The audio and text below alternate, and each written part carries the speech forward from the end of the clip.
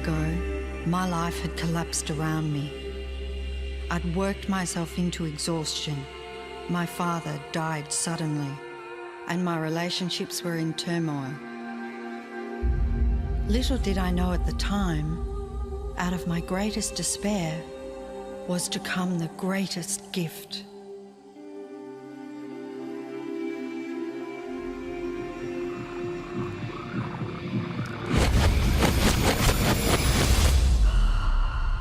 I'd been given a glimpse of a great secret.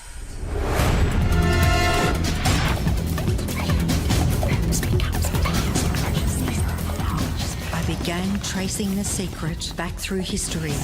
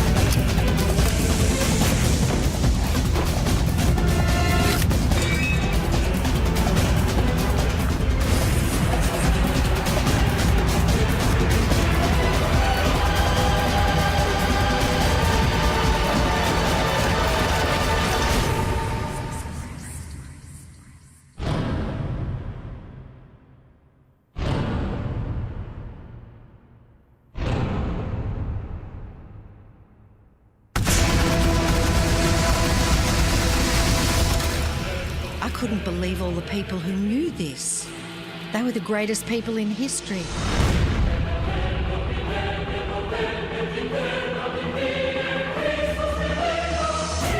Why doesn't anyone know this? All I wanted to do was share the secret with the world. I began searching for people alive today who know the secret. One by one, they began to emerge.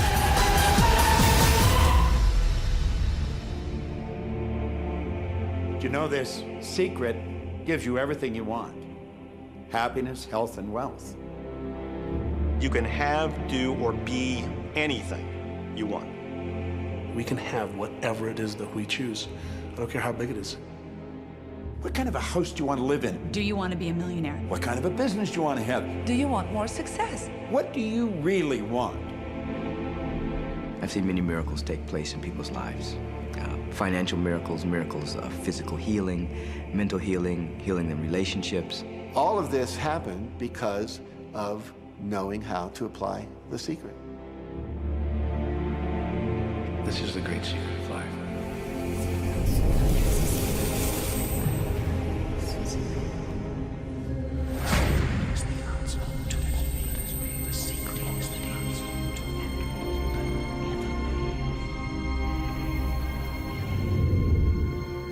You've probably been sitting there wondering, what is the secret?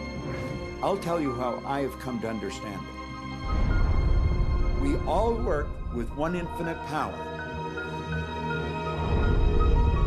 We all guide ourselves by exactly the same laws.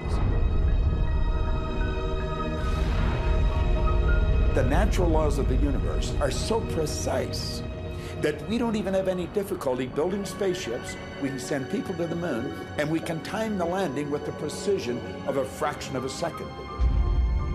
I don't care if you're in India, if you're in Australia, New Zealand, Stockholm, or London, or Toronto, or Montreal, or New York. We're all working with one power, one law. It's attraction. The secret is the law of attraction. Everything that's coming into your life, you are attracting into your life.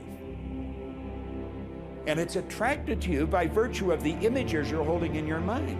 It's what you're thinking. You see, whatever is going on in your mind, you are attracting to you. Now, wise people have always known that. You can go right back to the ancient Babylonians. They've always known this. It's a small, select group of people. Why do you think that 1% of the population earns around 96% of all the money that's being earned? Do you think that's an accident? It's no accident. It's designed that way. They understand something. They understand the secret, and you are being introduced to the secret. The simplest way for me to look at the law of attraction is if I think of myself as a magnet, and I know that a magnet will attract to it.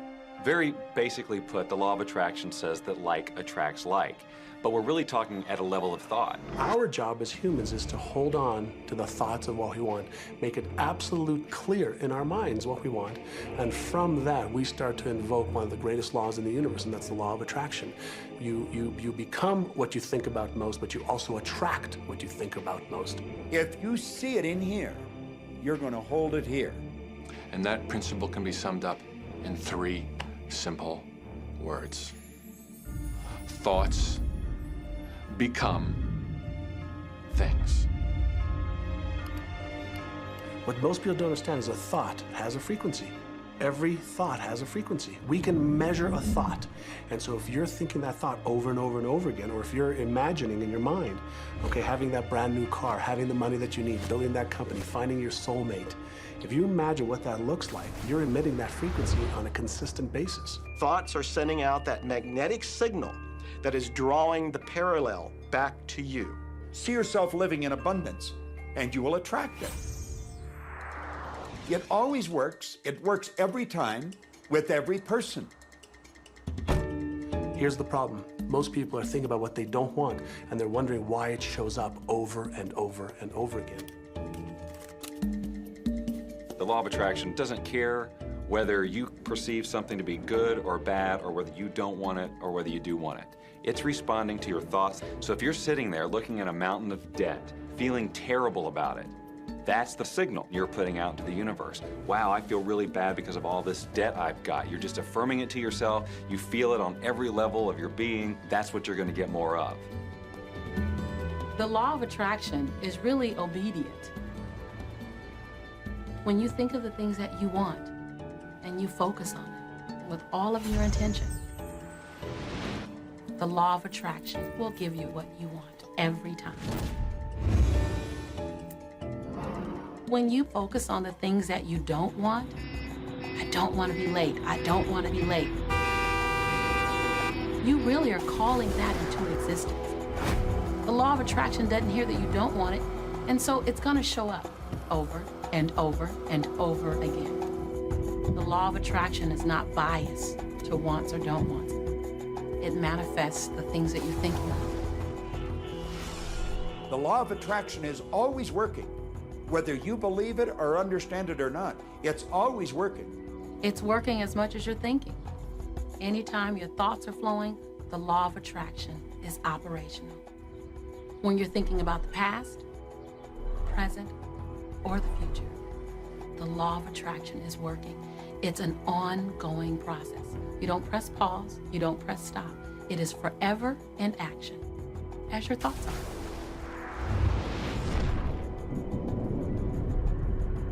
Creation is always happening. Every time an individual has a thought or a prolonged, chronic way of thinking, they're in the creation process. Something is going to manifest out of those thoughts. Law of attraction says, we'll give you whatever it is you say and focus on. And so if you're complaining about how bad it is, what you're creating is more of how bad it is. Oh, look, I got that.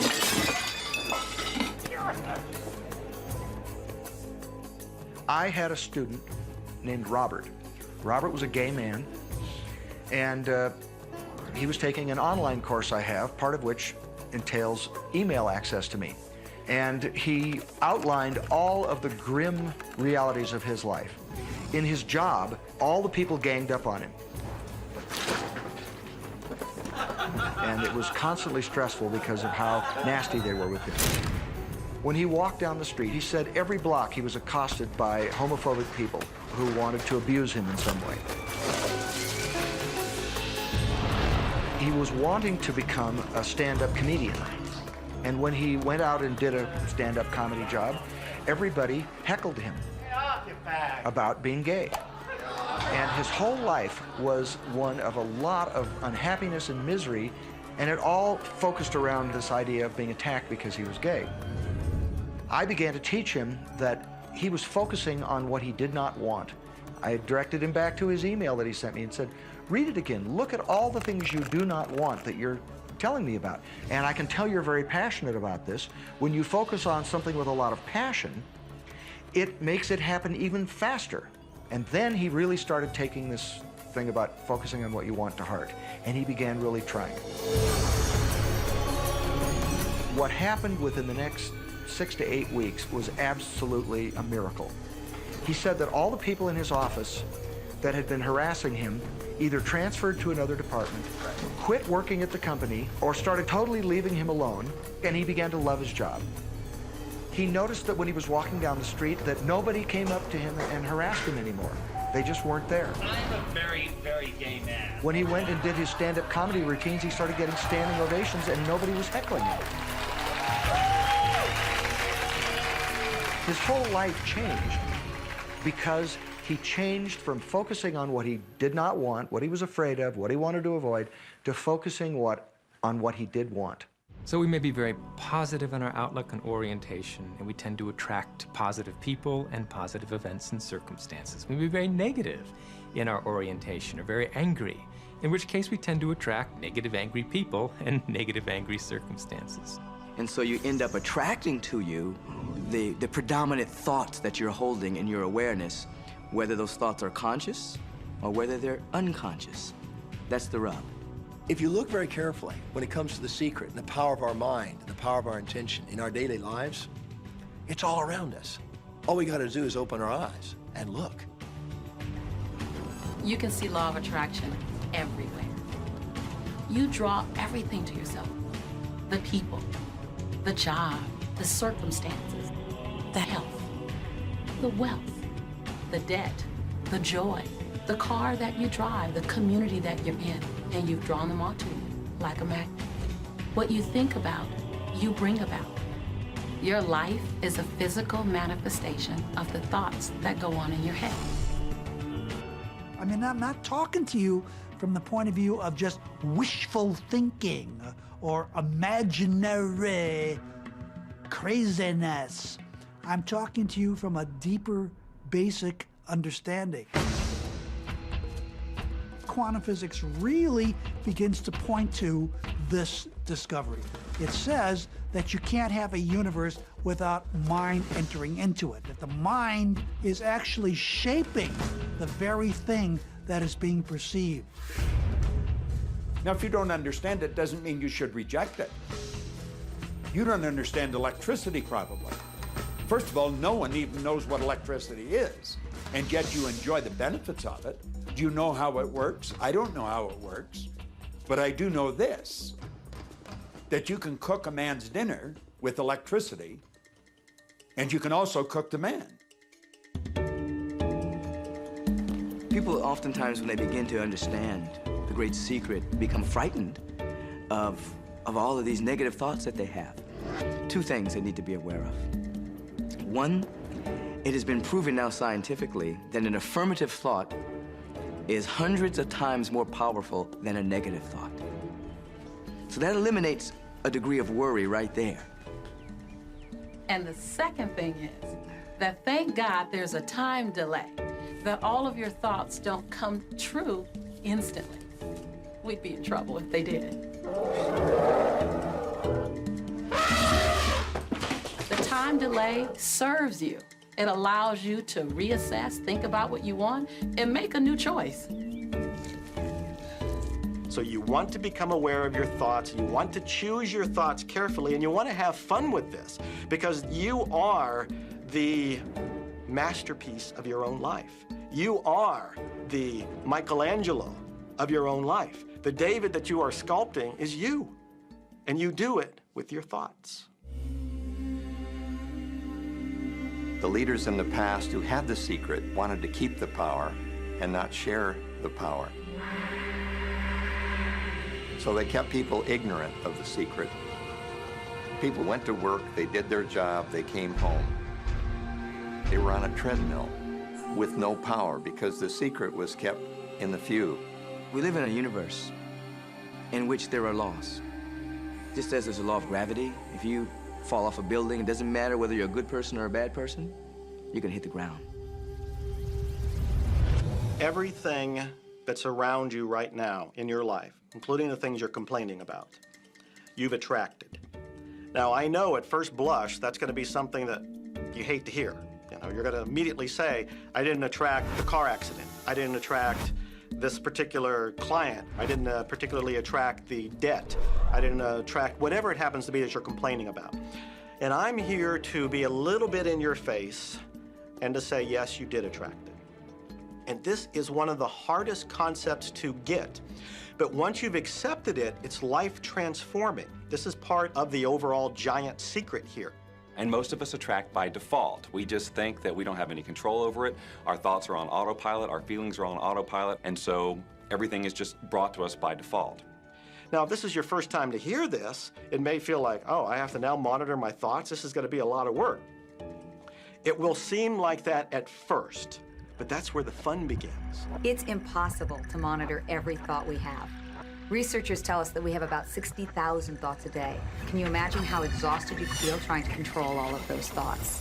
Fortunately, there's an easier way, and it's our feelings. Our feelings let us know what it is that we're thinking. So your thoughts cause your feelings. The emotions are this incredible gift that we have to let us know what we're attracting. Think about your feelings. You have good feelings and you have bad feelings. And you know the difference between the two because one makes you feel good and the other makes you feel bad. It's the depression, it's the guilt, it's the resentment, the anger. It's those feelings that don't make you feel empowered.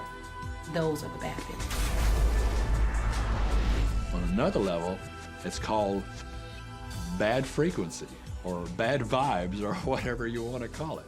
The flip side to that is that you have good emotions, good feelings, and you know when they come because they make you feel good. Excitement, joy, gratitude, love. Imagine if we can feel that way every day. When you celebrate the good feelings, you'll draw to you more good feelings and things that make you feel good.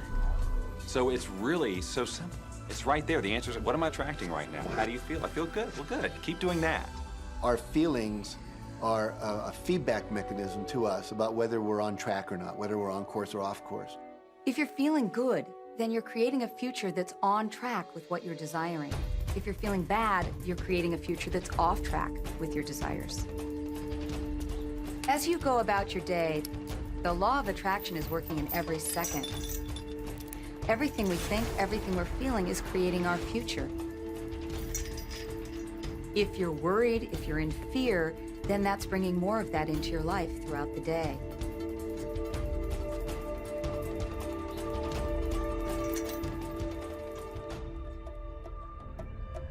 Whatever you're thinking and feeling today is creating your future. And you're getting exactly what you're feeling about, not so much what you're thinking about. That's why people, if they stub their toe out of bed, they tend to spiral. Today, the inquiry into police corruption. The whole day goes like that, you know? They have no clue that a simple shifting of their emotions can change their entire day and life. If you start out having a good day and you're in that particular happy feeling, as long as you don't allow something to change your mood, you're going to continue to attract, by the law of attraction, more situations, circumstances, people that sustain that happy feeling. Good days, bad days, rich get richer, poor get poorer. It's all about what these people are predominantly and continually feeling. You can begin right now to feel healthy. You can begin to feel prosperous. You can begin to feel the love that's surrounding you, even if it's not there. And what will happen is the universe will correspond to the nature of your song. The universe will correspond to the nature of that inner feeling and manifest, because that's the way you feel. Your thoughts and your feelings create your life. It'll always be that way, guaranteed. So basically, what you focus on with thought and feeling is what you attract into your experience, whether or not it's something you want. It's hard to swallow, but when we can begin to open ourselves up to that, the ramifications are awesome. It means that whatever thought has done in your life, It can be undone through a shift in your awareness.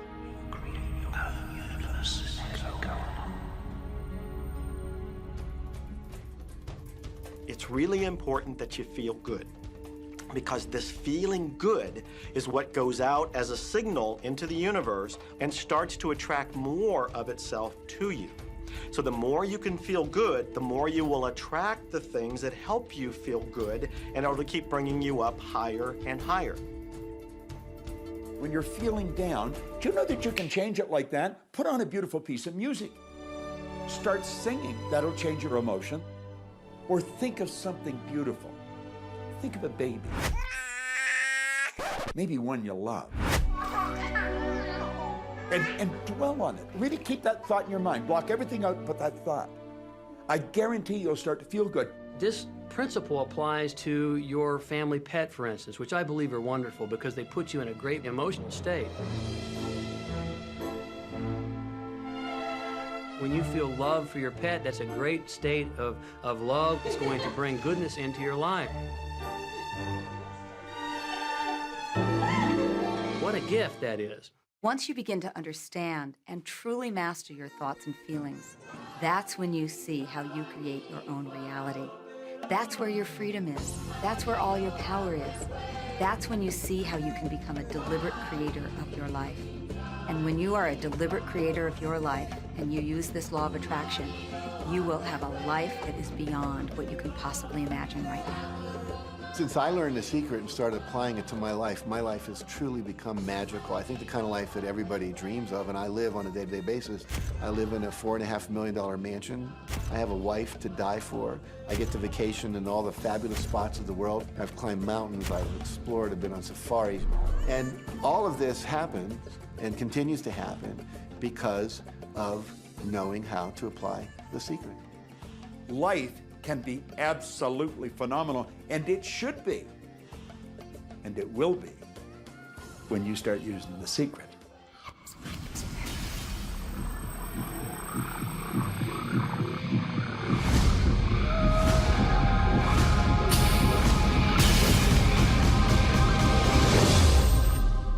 Well, a lot of people ask me what their job is in the creative process and what the job of the universe is. So let's look at that for a moment. Let's use this metaphor. If you think about Aladdin and his lamp, you've probably heard of that one. I mean, Aladdin picks up the lamp and he dusts it off, and out pops the genie.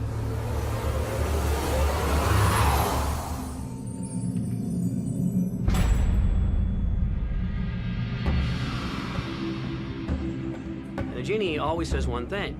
Your wish is my command. If you trace the story back to its origins, you know, we now think that there's 3 wishes, but if you trace the story back to its origins, there's absolutely no limit whatsoever to the wishes. Think about that one. Now, let's take this metaphor and blow it out and apply it to you in your life. Remember, Aladdin is the one who always asks for what he wants. Then you've got the universe at large, which is this grand genie, and traditions, you know, have called it so many different things. Your holy guardian angel, your higher self. I mean, we could put any label on it, and you choose the one that works best for you. But every tradition has told us there's something bigger than us. And the genie always says one thing. Your wish is my command. There is a creative process, a 3-step process, and it's been around for 2,000 years. The first step is to ask. Make a command to the universe. Let the universe know what you want. The universe responds to your thoughts.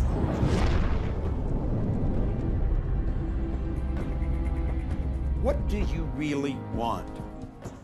Sit down and write it out on a piece of paper. Write it in the present tense. You might begin by writing, I am so happy and grateful now that, and then explain how you want your life to be in every area. And this is really fun. This is like having the universe as your catalog, and you flip through it and you go, well, I'd like to have this experience, and I'd like to have that product, and I'd like to have a person like that. It is you just placing your order with the universe. It's really that easy. Step 2 is believe. Believe that it's already yours. Have what I love to call unwavering faith, believing in the unseen. Your wishes my command. And the universe will start to rearrange itself to make it happen for you. Most of us have never allowed ourselves to want what we truly want because we can't see how it's going to manifest. If you do just a little research, it is going to become evident to you that anyone that ever accomplished anything did not know how they were going to do it. They only knew they were going to do it. You don't need to know how it's going to come about. You don't need to know how the universe will rearrange itself. You don't know how. It'll be shown to you. You will attract the way. Most of the time when we don't see the things that we've requested, we get frustrated, we get disappointed, and we begin to become doubtful. The doubt brings about a feeling of disappointment. Recognize that feeling and replace it with a feeling of unwavering faith. I know, like I know, like I know that it's on its way. Step 3, and the final step in the process, is to receive. Begin to feel wonderful about it. Feel the way you will feel once it arrives. Feel it now. And in this process, it's important to feel good, to be happy, because when you're feeling good, you're putting yourself in the frequency of what it is that you're wanting. This is a feeling universe.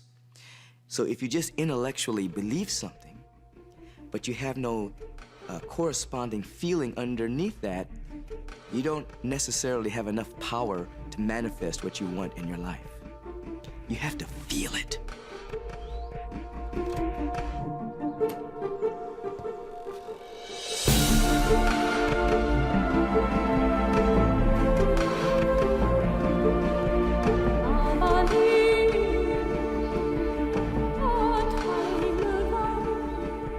And when you turn that fantasy into a fact, you're in the position to build bigger and better fantasies.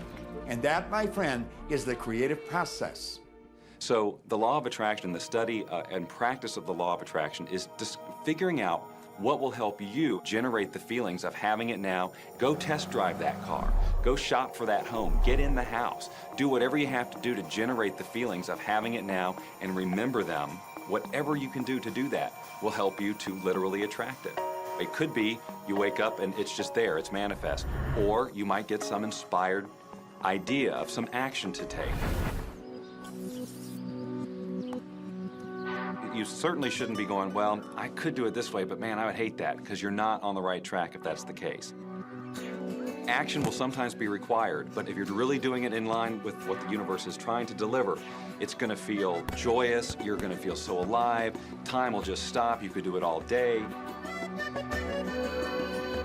The universe likes speed. Don't delay, don't second guess, don't doubt. When the opportunity's there, when the impulse is there, when the intuitive nudge from within is there, act. That's your job. And that's all you have to do. You will attract everything that you require. If it's money you need, you'll attract it. If it's people you need, you'll attract it. If it's a certain book you need, you'll attract it. You've got to pay attention to what you're attracted to.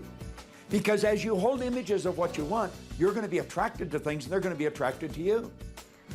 But it literally moves into physical reality with and through you. And it does that by law. You can start with nothing. And out of nothing and out of no way, a way will be made. Think of this, a car driving through the night, the headlights only go 100 to 200 feet forward, and you can make it all the way from California to New York driving through the dark because all you have to see is the next 200 feet.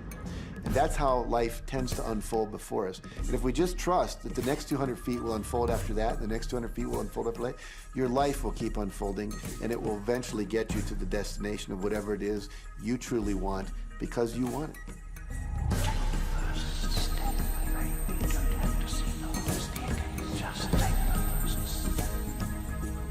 Well, another thing people wonder about is how long is this going to take? How long will it take to manifest the car, the relationship, the money, whatever it happens to be? Well, I don't have any rule book that says it's going to take you 30 minutes or 3 days or 30 days. I think it's more a matter of you being in alignment with the universe itself. size it's nothing to the universe. It is no more difficult to attract on a scientific level something that we consider huge to something that we consider infinitesimally small. The universe does everything it does with zero effort. Grass doesn't strain to grow. It's effortless. It's just this great design. It's all about what's going on up here. It's about what we put in place, saying this is big, it's going to take some time. This is small, oh, I'll give it an hour. You know, those are our rules that we define. There are no rules according to the universe. You provide the feelings of having it now, it will respond. Some people have an easier time with little things, and so we sometimes say, well, start with something small, like a cup of coffee. Make it your intention to attract a cup of coffee today. Hold an image of talking to an old friend that you haven't seen for a long time. Somehow or another, somebody's going to start talking to you about that person. That person's going to phone you, or you'll get a letter from them. People are amazed how that I line up car parks, and I've done this right from when I first understood The Secret. And I would visualize a car space exactly where I want it, and 95% of the time it would be there for me, and I just pull straight in. 5% of the time I have to wait just a minute or two, and the person would pull out and I'd pull in. So I do that all the time.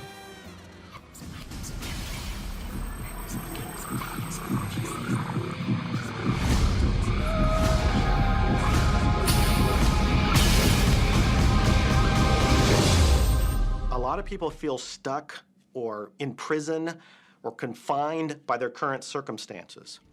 And I'm trying to point out that whatever your circumstances right now, that is only your current reality. And current reality will begin to change as a result of watching this and beginning to use The Secret. When you want to change your circumstances, you must first change your thinking. Every time you look inside your mail expecting to see a bill, guess what? It'll be there. Each day you go out dreading the bill.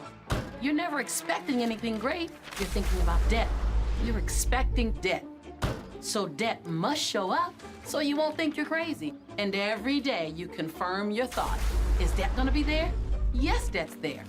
Is debt gonna be there? Yes, debt's there. Why? Because you expected debt to be there. So it showed up because the law of attraction is always being obedient to your thoughts. Do yourself a favor. Expect a check. Most people look at their current state of affairs and they say, this is who I am. That's not who you are. That's who you were. You see, if you look at your current state of affairs right now, let's say, for instance, that you don't have a lot of money in your bank account, or you don't have the relationship that you want, or your health and fitness isn't up to par. That's not who you are. That's the residual outcome of your past thoughts and actions. So we're constantly living in this residual, if you will, of the thoughts and the actions we've taken in the past. When you look at your current state of affairs and define yourself by that, then you doom yourself to have nothing more than the same in the future. All that we are is the result of what have thought. Okay, what can you do right now to begin to turn your life around? I'll tell you 2 or 3 things. Start making a list of things to be grateful for. Start with that, because this shifts your energy. It starts to shift your thinking. Where before this exercise, you might be focusing on what you don't have, and you might be focusing on your complaints, and you might be focusing on whatever the problems are. When you do this exercise, you start to go in a different direction. You start to be grateful for all the things that you feel good about. Gratitude is absolutely the way to bring more into your life. Every man knows that when his wife's appreciating him for the little things he does, what does he want to do? He wants to do more. It's always about appreciation. It pulls things in. It attracts support. I've said for many years that whatever we think about and thank about, we bring about.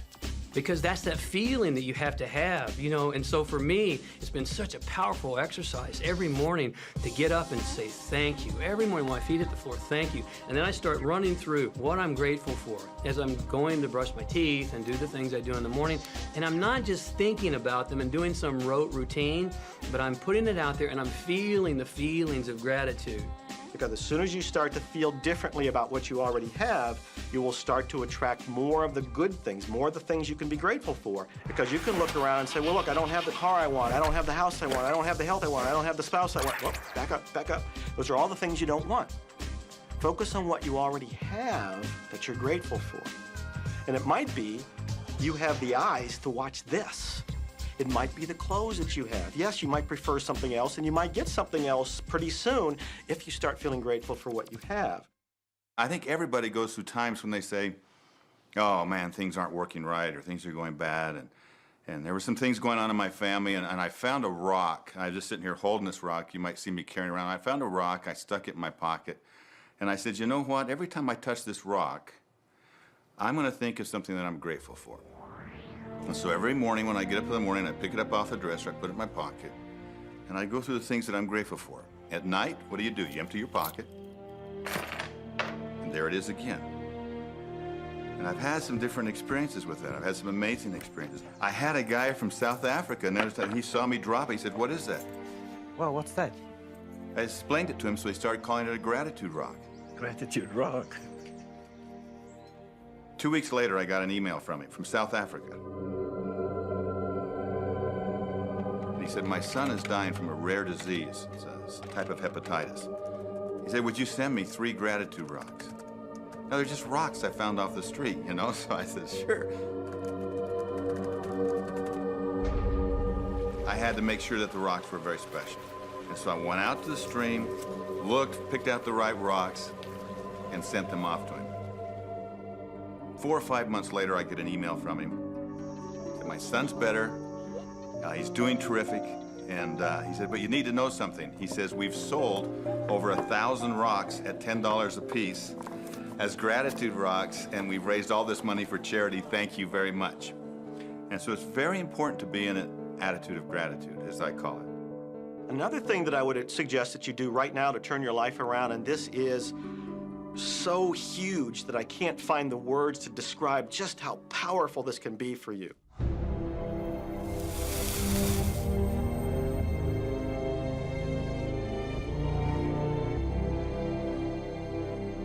I took the visualization process from the Apollo program and instituted it during the 1980s and 90s into the Olympic program. And it was called Visual Motor Rehearsal. When you visualize, then you materialize.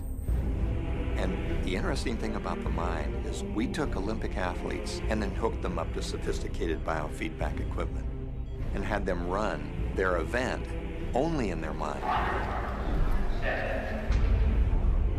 Incredibly, the same muscles fired in the same sequence when they were running the race in their mind as when they were running it on the track. How could this be? Because the mind can't distinguish whether you're really doing it or whether it's just a practice. I think if you've been there in the mind, you'll go there in the body. When you're visualizing, when you've got that picture playing out in your mind, always and only dwell upon the end result.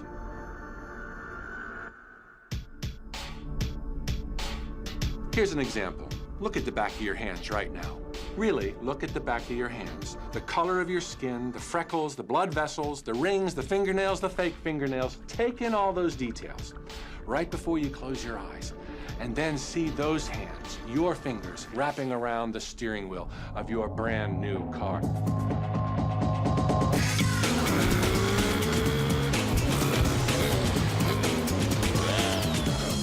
This is such a holographic experience, so real in this moment, that you don't even feel like you need the car because it feels like you already have it. It's the feeling that really creates the attraction, not just the picture or the thought. And I think for a lot of people, they think, well, if I think positive thoughts, or if I visualize having what I want, that'll be enough. But if you're doing that and still not feeling abundant or feeling, loving and joyful, then it doesn't, from my mind, really create the power of the attraction. This is where the secret actually moves into action. You put yourself in the feeling place of really being in that car, not, oh, I wish I could get that car, or someday I'll have that car, because that's a very definite feeling associated with that. It's not in the now, it's not, it's in the future. If you stay in that feeling, it will always be in the future. Feel the joy, feel the happiness, no matter how silly it seems in that dark and quiet room, and you're going, woohoo, do it. A lot of people will say, come on, do I have to do that? How bad do you want change?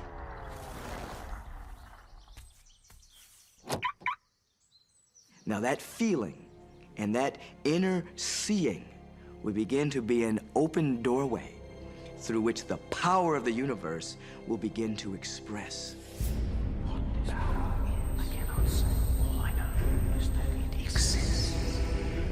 Our job is not to figure out the how. The how will show up out of the commitment and the belief in the what. The hows are the domain of the universe. It always knows the shortest, quickest, fastest, most harmonious way between you and your dream. If you turn it over to the universe, you will be surprised and dazzled by what is delivered to you. This is where magic and miracles happen. Well, I would say you want to do this virtually daily, but my disclaimer is this should never be a chore. What's really bottom line importance here to the whole secret is feeling good. You want to feel exhilarated by this whole process. You want to be high, happy, in tune as much as possible. The only difference between people who live in this way, who live in the magic of life, and those who don't, is that the people who live in the magic of life have habituated ways of being. They've made a habit of using the law of attraction, and magic happens with them wherever they go. Because they remember to use it. They use it all the time, not just as a one-time event. People hold that for a while, and they're really a champion at it. And they say, you know what, I'm fired up, I saw this program, and I'm gonna change my life. And yet, you know, results aren't showing, and beneath the surface, it's just about ready to break through. And someone will look at the surface results and go, this stuff doesn't work. And you know what? The universe says, your wish is my command. And it goes down. You know, knowing the law of attraction, I wanted to really put it to use and to see if it was, what would happen. And in 1995, I started to create something called a vision board, where I take something that I would want to achieve or something that I want to attract, like a car or a watch or the soulmate of my dreams, and I'd put a picture of what I wanted up on this board called the vision board. And every day I would sit in my office and I would look up at this board and I would start to visualize. I would really get into the state of having already acquired it. And I was getting ready to move as we put all the furniture, all the boxes put into storage. And I made 3 different moves over a period of 5 years. And then I ended up in California and bought this house, renovated it for a year, and then had all the stuff brought from my former home 5 years earlier. One morning, about 7:30 in the morning, my son comes into my office, and one of the boxes that was sealed for 5 years was right at the doorstep. And my son, Keenan, was sitting on the box, banging away at the box, and I said, sweetheart, will you please stop me? I'm doing some work here. And he says, what's in the boxes, Daddy? And I said, well, honey, those are my vision boards. What's a vision board? I said, well, it's where I put all my goals up. I cut them out and I put all my goals up as something that I want to achieve in my life. And of course, at 5.5 years old, he didn't understand it. So I said, sweetie, let me just show you, because that'll be the easiest way to do it. And so I cut the box open. And when I pulled up the vision boards, there was a picture on there of a home that I was visualizing 5 years earlier. And what was shocking to me was we were living in that house, not a house like it. I had bought my dream home, renovated it, and didn't even know it. But I looked at that house, I started to cry because I was just blown away. Why are you crying? Honey, I finally understand how the law of attraction works. I finally understand the power of visualization. I finally understand everything that I've read, everything that I've worked with my whole life, the way I've built companies. It worked for my home as well. And I bought our dream home and didn't even know it.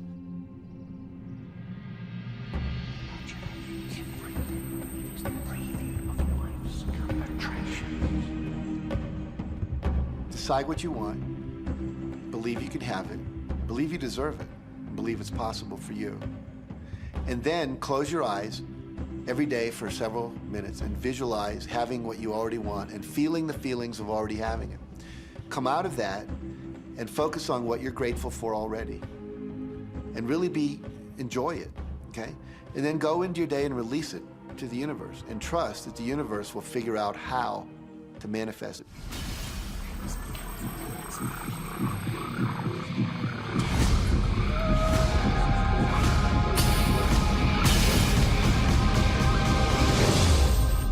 No, The Secret was definitely a real transformation for me because I grew up in a family where my dad was very negative, thought that rich people were people that had ripped everyone off, thought that anyone who had money, must have deceived somebody.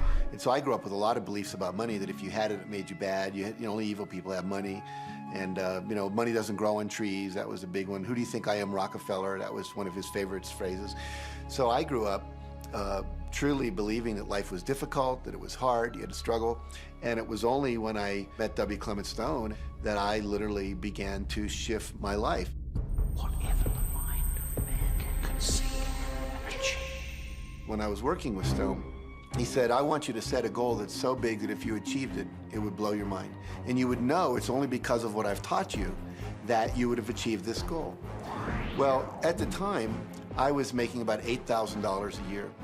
And for some reason, I wanted something that was really measurable. So I said, I want to make $100,000 in a year. Now, I had no idea how I could do that.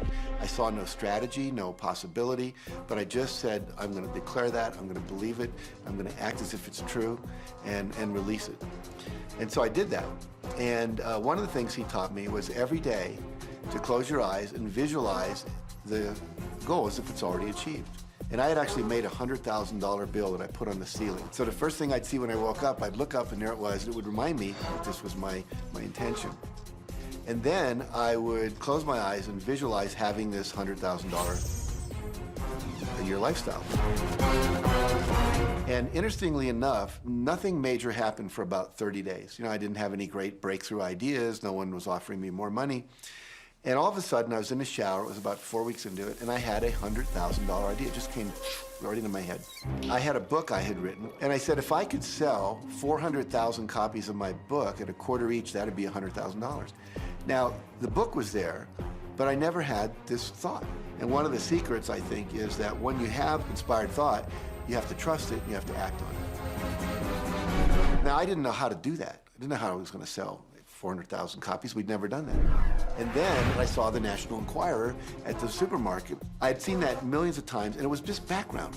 And all of a sudden, it jumped out of me as foreground, and I thought, wow, if readers knew about my book, certainly 400,000 people would go out and buy it. And about 6 weeks later, I gave a talk at Hunter College in New York to 600 teachers, and this lady comes up at the end and she says, that was a great talk. I'd like to interview you. Let me give you my card. And I said, who do you write for? I'm a freelancer, but I sell most of my stuff to the National Enquirer. And I had this little theme from the Twilight Zone went off in my head. Na, na, na, na, na, na. You're like, whoa, this stuff's really working. So that article came out, and our book sales started to take off. But the point I want to make is that I was attracting into my life all these different events, including this person. And to make a long story short, I did not make $100,000 that year. We made $92,327. But do you think we were like depressed and going, this doesn't work? No, we were going, whoa, this is amazing.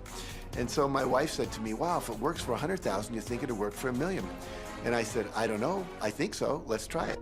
My publisher actually wrote me a check as a royalty check for our first Chicken Soup for the Soul book.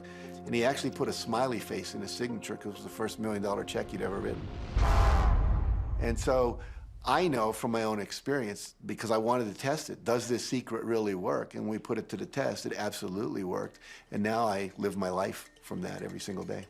Well, I can just imagine what a lot of people that are watching this are thinking. And that is, how can I attract more money into my life? How can I get more of the green stuff? How can I get more wealth and prosperity? How can I, when I love my job, deal with the credit card debt that I have? And the realization that maybe there's a ceiling on the money that can come in because it's coming to me through my job. How can I bring in more? Intended. This goes back to one of the things we've been talking about throughout the whole secret. Your job is to declare what you would like to have from the catalog of the universe. Well, if cash is one of them, say how much you would like to have. I would like to have $25,000 unexpected income within the next 30 days. Or whatever it happens to be. It should be believable for you. Most people have a goal of getting out of debt. That'll keep you in debt forever. Whatever you're thinking about, you will attract. You'll say, but it's get out of debt. I don't care if it's get out or get in. If you're thinking debt, you're attracting debt. Set up an automatic debt repayment program and then start to focus on prosperity. So many times people say to me, well, I'd like to double my income in the next year. But then you look at their actions and they're not doing the things that are going to make that happen. And they'll turn right around and go, well, I can't afford that. Okay, guess what? Your wish is my command. When you focus on lack and scarcity and what you don't have, you fuss about it with your family, you discuss it with your friends, you tell your children that you don't have enough, we don't have enough for that, we can't afford that. Well, guess what? You'll never be able to afford it because you begin to attract more of what you don't have. If you want abundance, if you want prosperity, then focus on abundance. Focus on prosperity. When I first understood The Secret, I was getting bills. Every day I'd get a bunch of bills in the mail. And I thought, how do I turn this around? The law of attraction states that what you focus on, you will get. So I got a bank statement.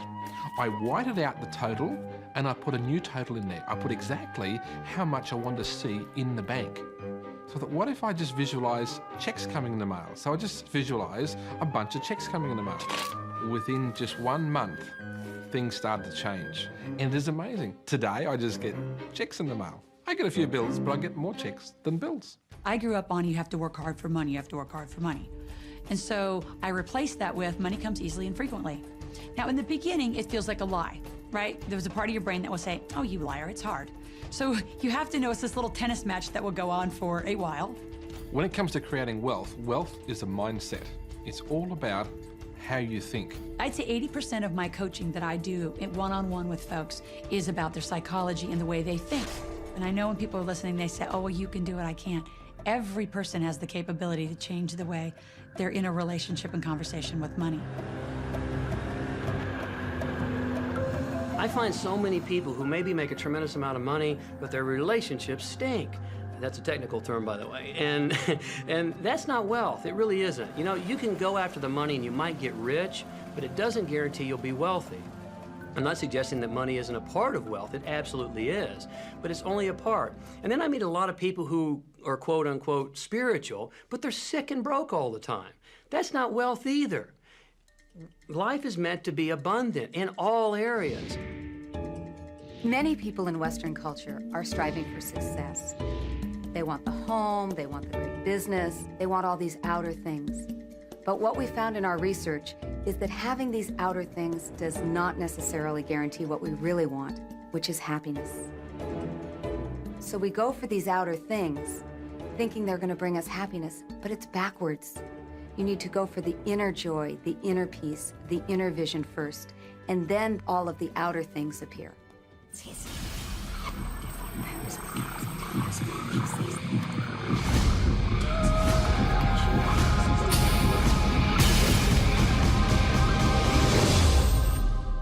The secret means for me actually that we are creators of our universe, and that every wish of what we want to create will manifest in our life. Therefore, it's very important what you wish, what your thoughts are, what your feelings are, because it will manifest. Now, one day I went into somebody's home, and he was an art director of a very famous film producer. And in every corner, he had this beautiful image of a woman, a naked woman dressed with a fabric, kind of doing this, kind of saying, oh, I don't look at you, I don't see you, you know. And I said, I think you have trouble in your romance. Are you a clairvoyant or something? No, but look, 7 places you have exactly that woman. But I love that kind of painting. I painted it myself. That's even worse, I said, because you put all your creation and your creativity in it. Now, he's this gorgeous-looking man. He has all these actresses around him because that's the work he does. He doesn't get romance. I said, what do you want? Well, I want to date 3 women a week. Okay, paint yourself with 3 women and hang it in every corner.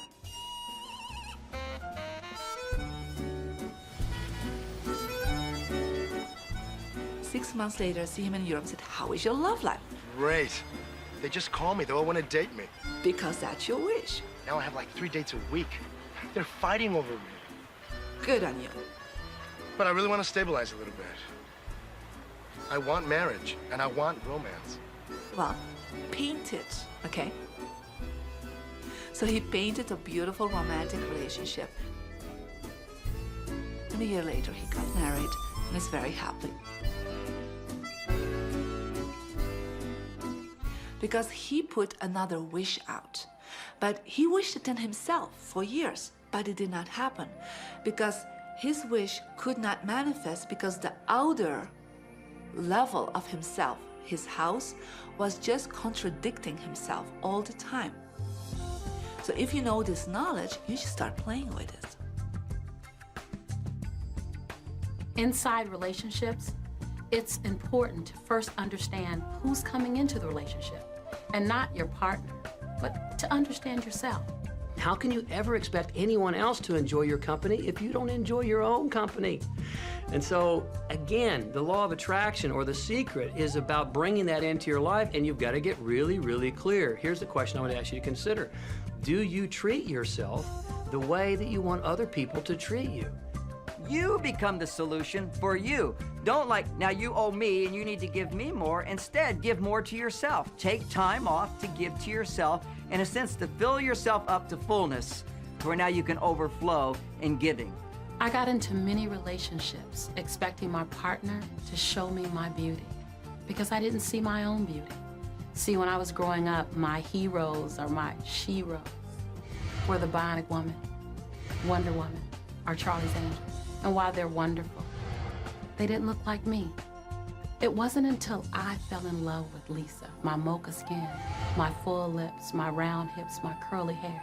It wasn't until that moment that I fell in love with me that the rest of the world was able to fall in love with me as well. There's something so magnificent about you. I have been studying me for 44 years. I want to kiss myself. Because you're going to get to love yourself. I'm not talking about conceit. I'm talking about a healthy respect for yourself. And as you love yourself, you'll love others. In relationships, we're so used to complaining about other people. My coworkers are so difficult to work with. My husband makes me so mad. Children are so lazy. It's always focusing on the other person. But for relationships to really work, we need to focus on what we appreciate about the other person, not what we're complaining about. When we're complaining about those things, we're only getting more of those things.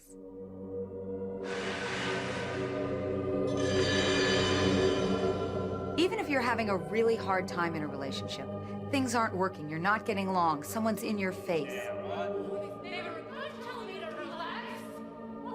you still can turn that relationship around. Take a piece of paper and for the next 30 days, once a day, sit down and write all the things that you appreciate about that person. Think about all the reasons that you love them. You appreciate their sense of humor. You appreciate how supportive they are. And what you'll find is that when you focus on appreciating and acknowledging their strengths, that's what you'll get more of. And the problems will fade away. We cannot control other people, no matter how hard we try. So what you'll find is if somebody's come home in a bad mood, and you're actually in a good mood, you'll find yourself in a different place from them in that moment. We create our own happiness through the law of attraction. Oftentimes, you give others the opportunity to create your happiness. And many times, they fail to create it the way you want it. Why? Because only one person can be in charge of your joy, of your bliss, and that's you. So even as a parent, as a child, as a spouse, even the people closest to you, they do not have the control to create your happiness. Your joy lies within you.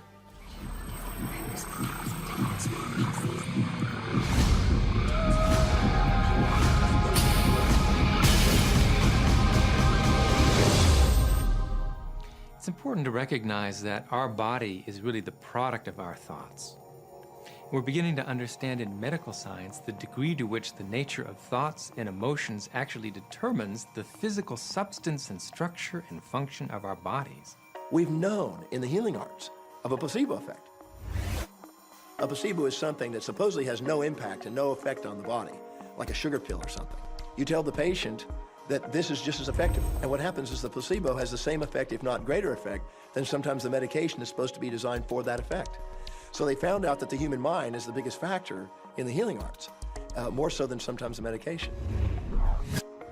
If somebody is in a situation where they're sick and they have an alternative to try to explore what is in their mind creating it versus using medicine, if it's an acute situation that could bring death to them, then obviously the medicine is a wise thing to do while they explore what the mind is about. So you don't want to negate medicine. Every form of healing has a place. The universe is a masterpiece of abundance, good health, and well-being. When you open yourself up to feel the abundance of the universe, you'll experience the wonder, the joy, the bliss. You'll experience all the great things that the universe has for you. Good health, good wealth, good nature. When you shut yourself off with negative thoughts, you'll feel the discomfort, you'll feel the aches, you'll feel the pain. You'll feel as if every day is painful to get through. You know people who have had terminal disease. Stop and think of the word dis-ease. Hyphenate the word. That's a body that's not at ease. We've got 1,000 different diagnoses and disease out there. They're just the weak link. They're all the result of one thing, stress. And you put enough stress on the chain, you put enough stress on the system, and one of the links breaks. Our physiology creates disease to give us feedback, to let us know we have an imbalanced perspective and we're not loving and we're not grateful. So the body's signs and symptoms are not something terrible. The question that's frequently asked is when a person has manifested a disease in their body temple or some kind of discomfort in their life, through the power of right thinking, can it be turned around? And the answer is absolutely yes. On November 23rd, I was diagnosed with breast cancer. I truly believed in my heart, with my strong faith, that I was already healed. During the day, all day long, I would just say, thank you for my healing. On and on and on I went, thank you for my healing. I believed in my heart I was healed. I saw myself as if cancer was never in my body. One of the things I did to heal myself was to watch very funny movies. That's all we would do is just laugh, laugh, laugh. We couldn't afford to put any stress in my life because we knew stress was one of the worst things you can do while you're trying to heal yourself. From the time I was diagnosed, which was November 23rd, to the time I was healed totally was approximately 3 months. And that's without radiation and chemotherapy. Well, we come with a basic program. It's called self-healing. You get a wound, it grows back together. You get a bacterial infection, the immune system comes and takes care of those bacteria and heals it up. The immune system is made to heal itself. Dis-ease cannot live in a body that's in a healthy emotional state. Your body is casting off millions of cells every second, and it's creating millions of new cells. In fact, literally, parts of our body are replaced every day. Other parts take a few months, other parts a couple of years. But within a few years, we have a brand new physical body. If you have a disease and you're focusing on it and you're talking to people about it, you're going to create more diseased cells. See yourself living in a perfectly healthy body. Let the doctor look after the disease. You have two people, both stricken with something. But one chooses to focus on joy, they choose to live in possibility. They choose to live in hopefulness. They focus on all the reasons why they should be joyful and grateful. Then you have the second person. Same diagnosis, but they choose to focus on the dis-ease. They focus on the pain. They focus on the woe is me. When a person is completely focused on what's wrong and their symptoms, they will perpetuate it. The healing will not occur until they shift their attention from being sick to being well, because that's the law of attraction. Happier thoughts lead to essentially a happier biochemistry, a happier, healthier body. Negative thoughts, stress, have been shown to seriously degrade the body and the functioning of the brain, because it's our thoughts and emotions that are continuously reassembling, reorganizing, recreating our body. Remove physiological stress from the body, and the body does what it was designed to do. It heals itself. I've seen kidneys regenerated. I've seen cancer dissolved. I've seen eyesight improve and come back. I always say that incurable means curable from within. You can change your life and you can heal yourself.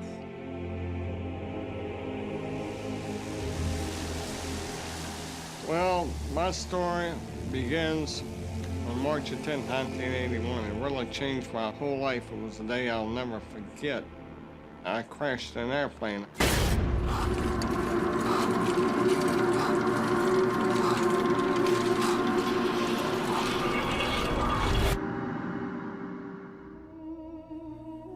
I ended up in the hospital completely paralyzed. My spinal cord was crushed. I broke the first and second cervical vertebrae.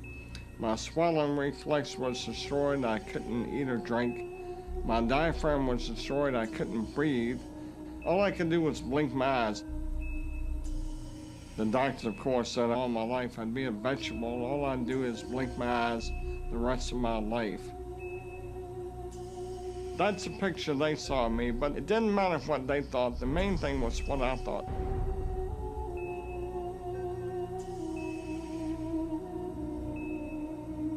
I pictured myself being a normal person again, walking out of that hospital.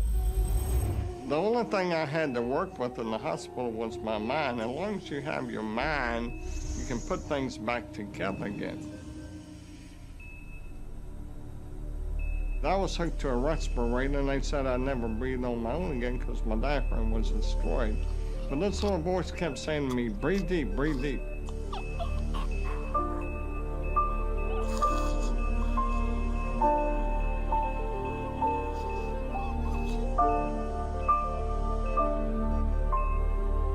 Finally, I was weaned from it. They were at a loss for an explanation. See, I could not afford to allow anything to come in my mind that would distract me from my goal and from my vision.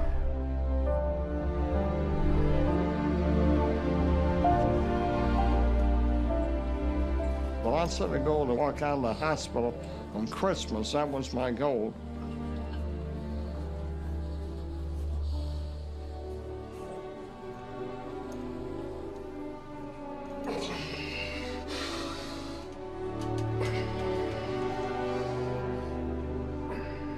Months later, I walked out of the hospital on my own 2 feet.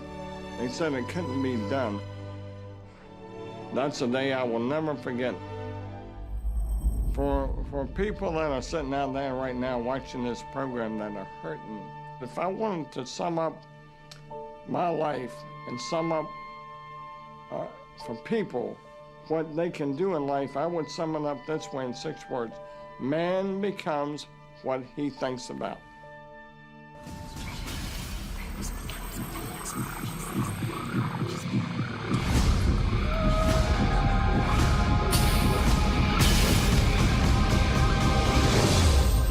People have a tendency to look at the things that they want and say, yes, I like that. I want that. However, they look at the things that they don't want and they give just as much energy, if not more energy, with the idea that they can stamp it out. They can eliminate it, obliterate it. In our society, we've become content with fighting against cancer, fighting against poverty, fighting against drugs, fighting against terrorism, fighting against violence. We tend to fight everything we don't want. Anything we focus on, we do create. So if we're really angry, for instance, at a war that's going on, or strife, or suffering, we're adding our energy to it. We're pushing ourselves, and all that only creates resistance. The reason that what you resist persists is because if you're resisting something, you're saying, no, I don't want this thing because it makes me feel this way, the way I'm feeling right now. So you're just putting out this really strong emotion of, wow, I really don't like this feeling, and it's there, and it just comes racing towards you. You know, the anti-war movement creates more war. The anti-drug movement has actually created more drugs because we're focusing on what we don't want, drugs. How much sense does it make for us to give the problem all of the energy, as opposed to focusing on trust, love, living in abundance, education, peace? Mother Teresa was brilliant. She said, I will never attend an anti-war rally. If you have a peace rally, invite me. You know, she knew. She understood the secret. I mean, look what she manifested in the world. So if you're anti-war, be pro-peace. If you're anti-hunger, be pro people having more than enough to eat. If you're anti a particular politician, be pro his opponent. Often elections are tipped in the favor of the person that people are really against because he's getting all the energy and all the focus. You want to focus on what you want, not what you don't want. It's okay to notice what you don't want because that gives you contrast to say, well, this is what I do want. But the fact is that the more you talk about what you don't want or talk about how bad it is, read about all of that all the time, and then say, oh, how terrible it is, well, you're creating more of that. You know, so many times people say to me, well, James, I have to be informed. Maybe you have to be informed, but you don't have to be inundated. I always say when the voice and the vision on the inside become more profound and more clear and loud than the opinions on the outside, you've mastered your life. Learn to become still and to take your attention away from what you don't want and all the emotional charge around it and place the attention on what you wish to experience. Energy flows where attention goes. It's not your job to change the world or the people around you. It's your job to go with the flow inside of the universe and to celebrate it inside the world that exists. One of the questions I get almost all the time, and it's probably on somebody's mind right now if it's not on yours, and that's the idea that, well, if everybody uses The Secret and they all treat the universe like a catalog, aren't we going to run out of stuff? Won't everybody just make a run for it and bust the bank? What's beautiful about the teaching of the Great Secret is that there's more than enough to go around for everyone. There is a lie that acts like a virus within the mind of humanity. And that lie is there's not enough good to go around. There's lack, and there's limitation, and there's just not enough. That lie has people living in fear, greed, stinginess, and those thoughts of fear, greed, stinginess, and lack become their experience. So the world has taken a nightmare pill. Now, the truth is, there's more than enough good to go around. There's more than enough creative ideas. There's more than enough power. There's more than enough love. There's more than enough joy. All of this begins to come through a mind that is aware of its own infinite nature. Every great teacher who's ever walked the planet has told us that life was meant to be abundant. And so, just when we think that resources are dwindling, we find new resources to achieve the same things. And so even though we say we have lack, it's because we don't open up our vision and see all what's around us. You know, when everybody starts to live from their heart and go for what they want, they don't go for the same things. That's the beauty of this. We don't all want BMWs. We don't all want the same person. We don't all want the same experiences. We don't all want the same clothing. We don't all want fill in the blank. There's enough for everyone. If you believe it, if you can see it, if you act from it, it will show up for you. That's the truth. Everything that you want, all the bliss, all the joy, all the love, all of the abundance, all of the prosperity, it's there, ready and waiting for you to grab a hold of it. Now, you got to get hungry for it. You have to want it. You got to be intentional. And when you become intentional and on fire for what you want, the universe will deliver you every single thing that you've been wanting. Recognize the beautiful and wonderful things around you and bless and praise them. And on the other side, the things that aren't currently working the way you want them to work, don't spend your energy faulting or complaining. Embrace everything that you want so you can get more of it. Most of the leaders in the past missed the great part of the secret, which is empowering and sharing with others. This is the best time to have ever been alive in history. It's the first time we've ever had the power to gain knowledge at our fingertips.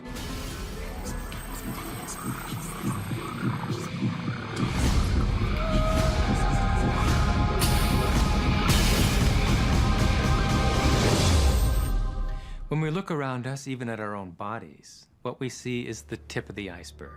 Think of this for a moment. Take your hand and look at it. Now, your hand looks solid, but it's really not. If you put it under a proper microscope, you'd see a mass of energy vibrating. Everything is made up of the exact same thing, whether it's your hand, whether it's the ocean, or whether it's a star. Everything is energy. And let me help you understand that just a little bit. There's the universe, of course, and our galaxy, and our planet, and then individuals, and then inside of this body are organ systems, and then there's cells, and then there's molecules, and then there's atoms, and then there is energy. So there are a lot of levels to talk about something on, but everything in the universe is energy. I don't care what city you're living in, you've got enough power in your body, potential power, to illuminate the whole city for nearly a week. Most people define themselves by this finite body, but you're not a finite body. I mean, even under a microscope, you're an energy field. Well, what we know about energy is this. You go to a quantum physicist and you say, what creates the world? And he or she will say, energy. Well, describe energy. Okay, it can never be created or destroyed. It's always was, always has been. Everything that ever existed always exists. It's moving into form, through form, and out of form. Okay, great. You go to a theologian and you ask the question, what created the universe? And he or she will say, God. Okay, describe God. Always was and always has been, never can be created or destroyed, all that ever was, always will be, always moving into form, through form, and out of form. You see, it's the same description, just different terminology. And so if you think you're this meat suit running around, think again. You're a spiritual being. You're an energy field operating in a larger energy field. We're all connected. We just don't see it. There isn't an out there and an in here. Everything in the universe is connected. It's just one energy field. We often get distracted with this thing called our body and our physical being. That just holds your spirit. And your spirit is so big, it fills a room. You are eternal life. You're source energy. You are God manifested in human form, made to perfection. Scripturally, we could say that we are the image and the likeness of God. We could say we are another way that the universe is becoming conscious of itself. We could say that we are the infinite field of unfolding possibility. All of that would be true. Every great tradition has told you that you were created in the image and the likeness of the creative source. That means that you have God potential and power to create your world, and you are. You are. And maybe you've created things to this point that are wonderful and worthy of you, and maybe you haven't. The question I'd ask you to consider is, do the results you have in your life, are they what you really want, and are they worthy of you? If they're not worthy of you, then when would now be the right time to change those? Because you have the power to do that.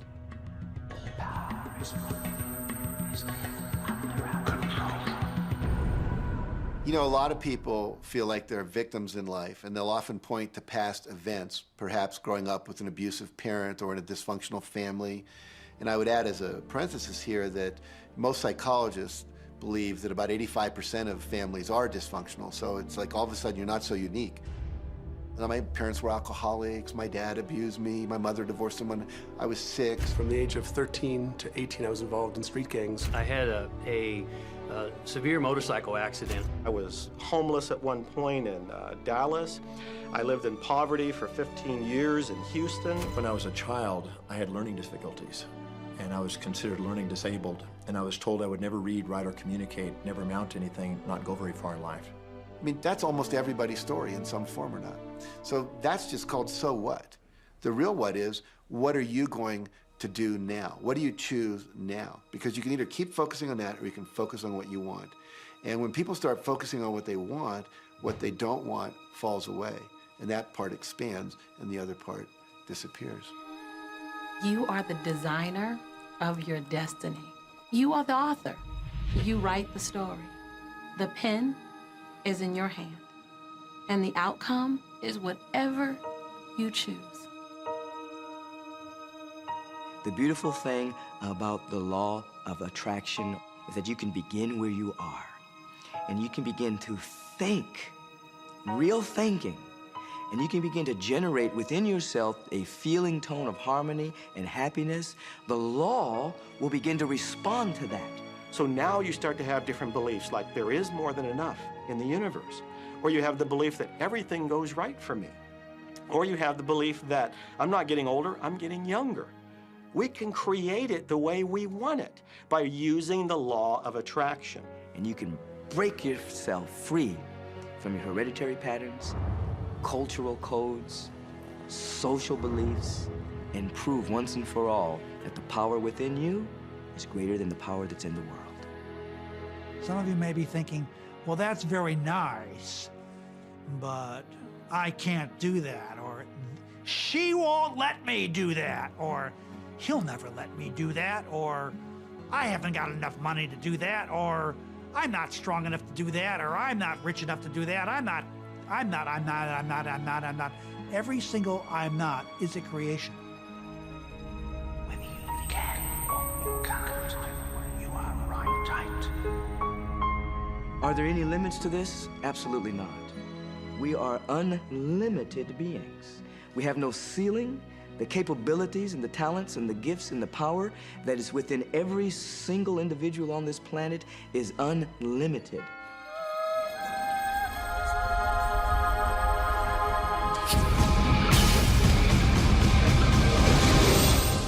There is no blackboard in the sky on which God has written your purpose, your mission in life.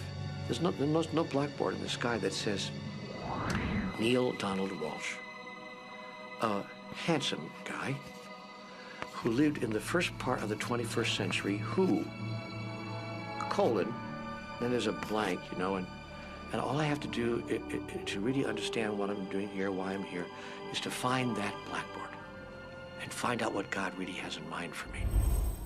But the blackboard doesn't exist. So your purpose is what you say it is. Your mission is the mission you give yourself.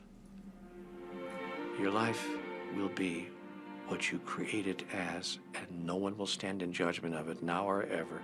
It took a lot of years for me to get this, because I grew up very much with this idea that, you know, there was something I was supposed to do, and if I wasn't doing it, I was like, God wouldn't be happy with me, you know? When I really got that my primary aim was to feel and experience joy, then I began to do only those things which brought me joy. We have a saying, you know, if it ain't fun, don't do it, you know? Joy, love, freedom, happiness, laughter. That's what it is. And if you've just experienced joy sitting there and meditating for an hour, by golly, do that. If you experience joy eating a salami sandwich, then do that. When I pet my cat, I'm in a state of joy. When I walk in nature, I'm in a state of joy. So I want to constantly put myself in that state. And when I do that, then all I have to do is have the intention of what I want, and what I want manifest. So inner happiness actually is the fuel of success. Anything that makes you feel good is always going to be drawing in more. You are listening to this right now. It's you that drew this into your life. It's your choice whether you want to take it and utilize it. If it feels good, if it doesn't feel good, then you know, let it go. Find something that feels good, that resonates with your heart.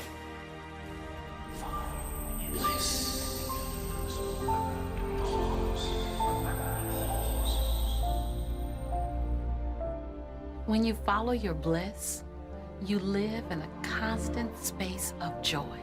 You open yourself up to the abundance of the universe. You're excited to share your life with those you love. And your excitement, your passion, your bliss, it becomes contagious. And that's what I'm doing almost all the time, is I'm following my excitement, I'm following my passion, I'm following my enthusiasm, and I'm doing it throughout Joe's day. Enjoy life with us, because life is phenomenal. It's a magnificent trip. You will live in a different reality, a different life, and people will look at you and say, what do you do different than me? Well, the only thing that is different is that you work with the secret. And then you can do and have and be things that people would say that's impossible for you to do and have and be.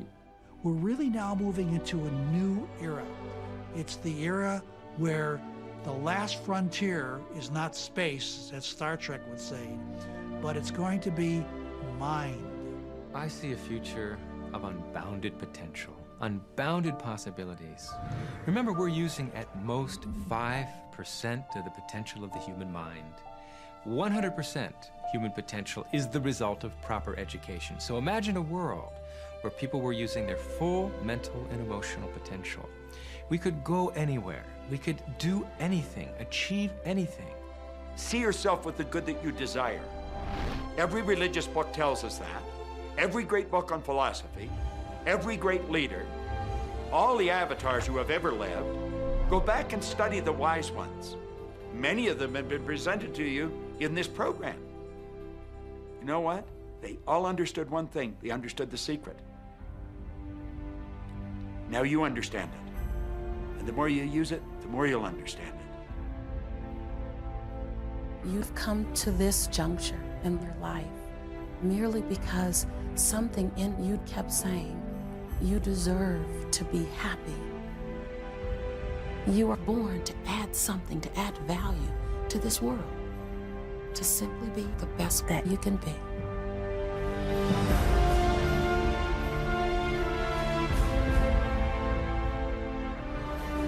Every single thing you've been through, every single moment that you've come through, were to all prepare you for this moment right now. Now you get that you are the creator of your destiny. Imagine what you can do from this day forward with what you now know. What will you do with the moment? How will you seize the moment? No one else can dance your dance. No one else can sing your song. No one else can write your story. Who you are, what you do, begins right now. I believe that you're great, that there's something magnificent about you. Regardless of what has happened to you in your life, regardless of how young or how old you think you might be, the moment you begin to think properly, there's something that is within you, there's power within you that's greater than the world, it will begin to emerge. It will take over your life. It will feed you. It will clothe you. It will guide you, protect you, direct you, sustain your very existence if you let it. Now that is what I know for sure.